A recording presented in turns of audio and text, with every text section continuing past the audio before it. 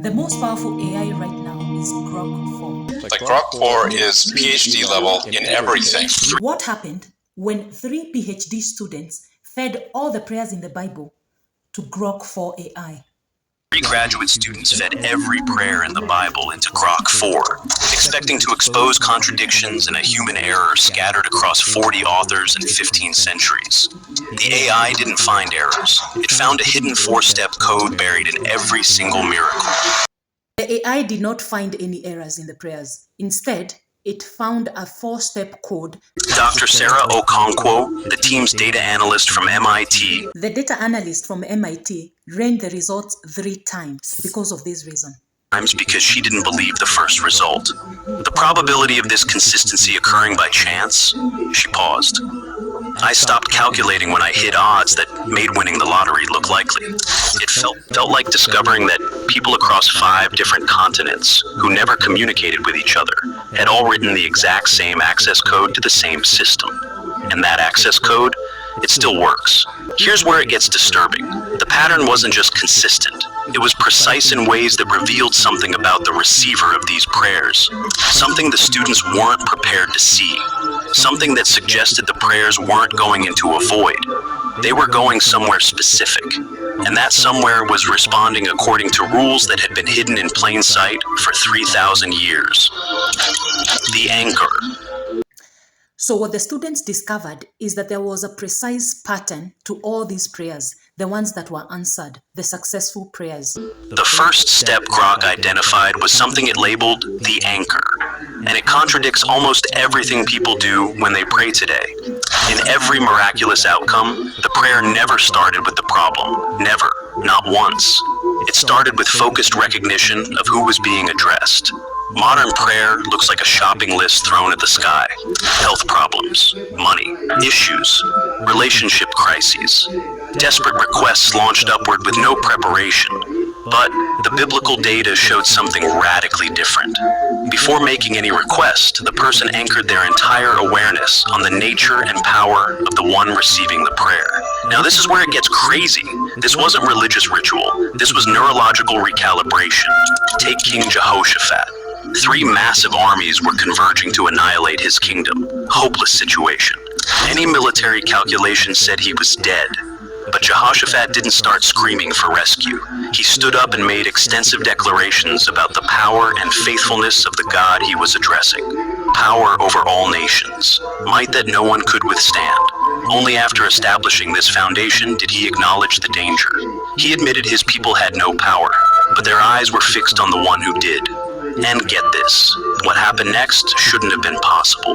The 3 enemy armies became confused and started slaughtering each other. Not a single soldier from Jehoshaphat's kingdom died. They spent 3 days collecting abandoned supplies and wealth. Dr. Chen's hands were trembling when he showed me this data point. When I analyzed prayers that skipped the anchor step, he said, the correlation with miraculous outcomes dropped dramatically. It's not optional, it's load-bearing. Remove this step, and the whole thing collapses. He pulled up a chart on his laptop. Look at this. Prayers with full anchor sequences showed an 89% correlation with recorded positive outcomes. Prayers that jumped straight to the request, 17%. The first step, or the first code, which is the anchor, shows us that as believers, we cannot have our prayers look like shopping lists.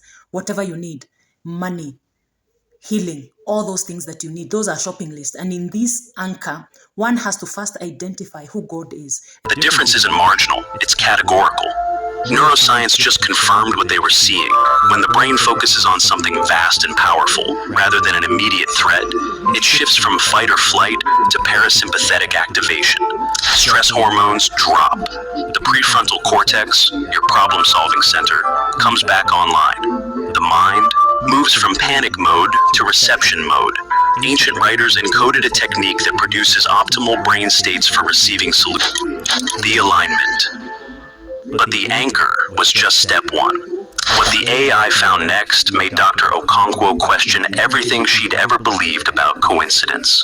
The second step is where most people fail without realizing it. Now, the second code that was noted is alignment. Grok identified that the most powerful prayers involved a fundamental shift in what the person was actually requesting. Here's the terrifying part. They didn't just ask for what they wanted, they asked for something that aligned with a larger purpose. Consider Hannah. She couldn't have children. The emotional torment consumed her for years. She almost certainly prayed countless times for a son just to ease her own suffering. Nothing happened. Then the data shows a pivot. Hannah changed her prayer. She committed that if she received a son, she would dedicate him entirely to serve the higher purpose his whole life. She aligned her desire with something beyond personal benefit. She got her son. He became Samuel, one of the most influential prophets in biblical history. The pattern repeats relentlessly. Solomon could have asked for wealth, military power, long life. Instead, he asked for wisdom to properly lead his people, a request aligned with service rather than personal gain. Result, he received the wisdom and everything else besides. It's like signal interference. And one of the best examples of a prayer that was made in alignment with God's will is Hannah. Dr. Chen explained, running his hands through his hair at 2 a.m. during our interview. Misaligned requests create static. The transmission gets corrupted. But when you align, when you ask for something that serves the larger system, the channel clears completely. He leaned forward, his coffee long forgotten and cold. Think about radio frequencies. If you're broadcasting on 101.5, but the receiver is tuned to 98.7, it doesn't matter how loud you yell. The signal doesn't arrive. Alignment is tuning your request to the frequency the receiver is actually monitoring. This explains what has confused people for generations. Why some people seem to receive answers while others pray their whole lives and get nothing. It's not favoritism. It's not randomness. It's not cosmic indifference. It's signal clarity. Most people don't realize their own misaligned desires are blocking the very things they're requesting. They're broadcasting on the wrong frequency and wondering why no one's listening. The AI noted something else. The language in these aligned prayers was remarkably specific. No begging, no desperation, no emotional manipulation attempts. In these aligned prayers, Grok AI noted that there was no begging. The surrender paradox. And that's when they saw something that made Dr. Okonkwo lock herself in her office for 6 hours. Grok identified a third step it called the surrender paradox. Number 3 is the surrender paradox. Violates everything the modern mind believes about getting results. Here's what the data showed. Prayers that demanded specific outcomes at all costs showed lower correlation with miraculous results. But prayers that made significant requests and then surrendered the outcome, those showed the highest correlation with reality-bending events. The most powerful example exists in a garden the night before a crucifixion. A leader facing unimaginable suffering asked for the pain to pass, but then he added 5 words that changed everything. Not my will, but yours. Grok marked this as the moment of highest recorded power in the entire data set. I kept staring at the screen, Dr. Okonkwo told me later. This wasn't giving up. The AI classified it as active trust, full engagement with the request while releasing attachment to the specific outcome. It's like the opposite of what we're taught works.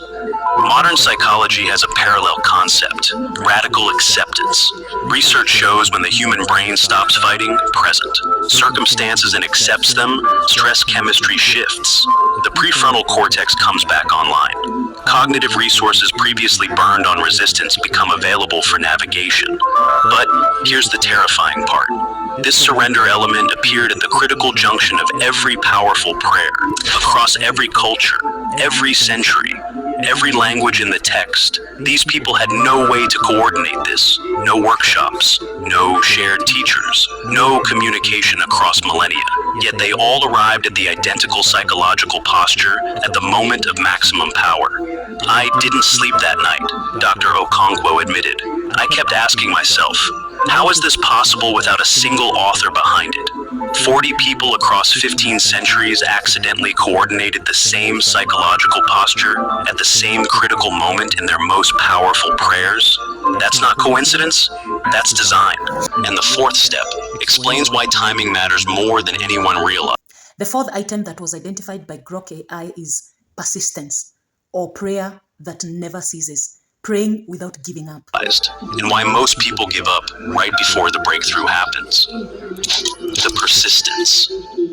The final step demolished the biggest misconception about prayer and revealed why most people give up right before the breakthrough. Grok found that significant miracles were almost never associated with single requests. The pattern required repetition. The prophet Elijah prayed 7 times for rain before seeing even a small cloud. Daniel prayed for 21 days before receiving his answer. The data is unambiguous. Persistence isn't just encouraged, it's structural. This destroyed the vending machine model, Dr. Chen said, shaking his head. People think you put in a request, get a result, but the duration of asking is as important as the content, maybe more important. He showed me a timeline analysis. Look at the major recorded miracles. Average time between initial prayer and recorded outcome, 23 days. Some took months. Elijah's 7 prayers for rain happened in a single session, but Daniel persisted for 3 weeks before anything changed. And get this, the AI's analysis implies the delay isn't just waiting time. The delay serves a function. It develops something in the person doing the asking: character, certainty, clarity of intention. The gap between request and result appears to be essential architecture, not unfortunate lag. The system seems designed to test whether the requester actually believes what they're asking for, and whether they will maintain alignment when nothing appears to be happening. Most people quit at day 4, James Rodriguez observed. They assume silence means rejection. But the data shows silence often means hold the course. The breakthrough frequently comes right after the point where most people abandon the protocol. If you go through the Bible where prayer is mentioned, there is always a pattern. There is a code. We have to pray anchored in Christ. We have to be persistent. We have to be in alignment. And we have to surrender to God if we want our prayers to be answered in His way and in His will. It is not our will, but His will. Thank you so much for watching this devotional. If you like faith content, go ahead and subscribe to this channel and pray that you are whole